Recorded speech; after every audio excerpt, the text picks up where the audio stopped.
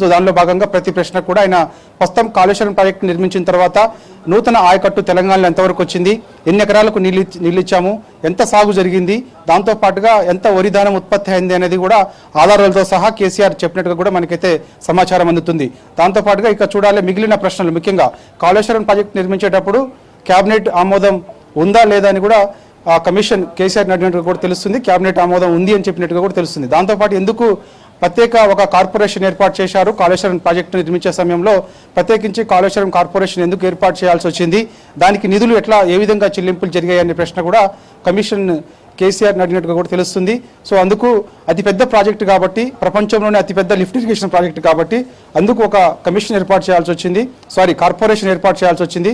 ఆ కాళేశ్వరం కార్పొరేషన్కి ఆర్థిక శాఖ నుంచి డబ్బులు విడుదల చేశామని కూడా సమాధానం చెప్పినట్టు కూడా మనకు సమాచారం. దీంతో పాటుగా అన్నారం, సుందిల్లా, మేడిగడ్డ బ్యారేజీలకు సంబంధించి ఎంత వరకు నీటి నిల్వ సామర్థ్యం ఉంటుందన్న ప్రశ్నకి 141 టీఎంసీల నీటి నిల్వ సామర్థ్యం ఈ యొక్క 3 బ్యారేజీలలో ఉంటుందని కూడా కేసీఆర్ జవాబు చెప్పినట్టు కూడా మనకైతే సమాచారం. దాంతోపాటుగా మేడిగడ్డ బ్యారేజీలో భాగంగా 2 పియర్స్ కుంగినప్పుడు ఎందుకు ఆ 2 పియర్స్ అతి తక్కువ సమయంలోనే కుంగాల్సి వచ్చిందని కమిషన్ కేసీఆర్ని అడిగినప్పుడు అది నిపుణులకు సంబంధించినటువంటి ప్రశ్న, అది ఇంజనీరింగ్కి సంబంధించినటువంటి ప్రశ్న. ఇంజనీరింగ్స్ మాత్రమే మేము వాళ్ళు చెప్పిన సలహా, మేము ఆదేశాలు ఇస్తామో వాళ్ళు పాటించాల్సి ఉంటుంది తప్ప అది మాకు ఎక్కడ సంబంధం ఉండదని కూడా కేసీఆర్ చెప్పినట్టు కూడా సమాచారం. ఇంకోటి ఏంటంటే ఆ యొక్క బ్యారేజ్ నిర్మించినప్పుడు ఆ యొక్క పియర్స్ కుంగినప్పుడు ఆ నిర్మాణ సంస్థ ఏదైతే ఉందో అది తిరిగి రిపేర్ చేసేందుకు కూడా ముందుకు వచ్చింది. కానీ కాంగ్రెస్ పార్టీ అధికారంలోకి వచ్చిన తర్వాత అది రిపేర్ చేయకుండా కొంత నిర్లక్ష్యం చేసినట్టుగా కూడా చెప్పారు. అంటే కమిషన్ ముందు కేసీఆర్ చెప్పినట్టు కూడా సమాచారం.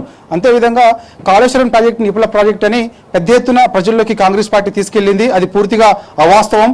కాళేశ్వరం ప్రాజెక్టు నిర్మించిన తర్వాత చాలా పెద్ద మొత్తంలో కొత్త ఆయకట్టుకు నీరిచ్చాము, కొన్ని లక్షల ఎకరాలకు నీరిచ్చామని చెప్పేసి కూడా కేసీఆర్ చెప్పినట్టు కూడా తెలుస్తుంది. అంటే కాంగ్రెస్ పార్టీ ఏ విధంగా అయితే ప్రజల్లోకి కాళేశ్వరం ప్రాజెక్టు నిపుల ప్రాజెక్ట్ అని, కాళేశ్వరం ప్రాజెక్టు కాదు అది కూలేశ్వరం ప్రాజెక్ట్ అని చెప్పేసి ప్రజల్లోకి ఏ విధంగా తీసుకెళ్లిందో ఆ తీసుకెళ్లేటువంటి మాటలన్నిటి కూడా కేసీఆర్ జవాబు చెప్తూ పటాపంచలు చేసినట్టు కూడా మనకైతే సమాచారం అందుతుంది. ఏదేమైనా సరే 50 నిమిషాల పాటు కేసీఆర్ని Kaleshwaram commission chairman PC Ghosh విచారించినప్పుడు దాదాపుగా 20 నుంచి 25 ప్రశ్నలు కేసీఆర్ని అడిగినట్టుగా కూడా మనకైతే సమాచారం అందుతుంది.